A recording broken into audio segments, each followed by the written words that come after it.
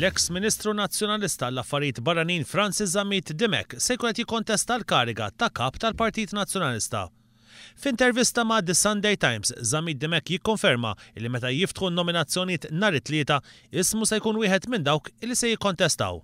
Fl-intervista l-eks Ministru jitkellem dwar it-telfa elettorali u jindika li offra dak kollu li seta', iżda jammetti li huwa ma kienx involut fil-kampanja elettorali tal-Partit Nazzjonalista. L-eks Ministru jikkritika wkoll lil min mexxa l-kampanja elettorali nazzjonalista fejn qal illi l-Partit Nazzjonalista kien negattiv wisq u li enfasizza iż-żejjed fuq il-biża' fil-konfront tal-Partit Laburista. U qal li kien ikun aħjar li kieku l-Partit Nazzjonalista enfasizza fuq il-kisbiet li jagħmel u se jagħmel jekk jerġa' jirbaħ l-elezzjoni, fosthom kif se jiżdiedu l-impjiegi u anke dwar is-settur tas-saħħa. Ma konniex qed nikkomunikaw biżżejjed dan il-messaġġ, jisħaq Zamit Dimek. L-eks Ministru Zamit Dimek jammetti wkoll illi l-Gvern ħad deċiżjoni żbaljata dwar il-kwistjoni tal-onorarja fejn il-Prim Ministru u l-membri tal-Kabinet ħadu żieda ta' €500 fil-ġimgħa. Dwar il-kwistjoni tad-divorzju fejn il-Partit Nazzjonalista ivvota kontra r-rieda tal-poplu, Zamit Dimek qal li huwa ġie injorat mill-partit tiegħu meta issuġġerixxa li l-Gvern kellu jivvota favur il-liġi fil-Parlament. Jgħid li fl-istadju tal-Kumitat huwa offra li jkun il-koordinatur għan-naħa tal-Gvern sabiex ikun żgurat li l-liġi tad-divorzju tkun waħda effettiva u li tirrifletti r-rieda tal-poplu fir-referendum.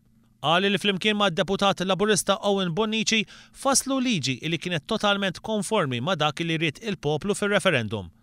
F'dan l-istadju għal Zamit Dimek ma' The Sunday Times issuġġerixxa li l-Partit Nazzjonalista u anke kien tkellem direttament ma' Lawrence Gonzi li l-Gvern għandu jivvota b'mod unanimu għal din il-liġi.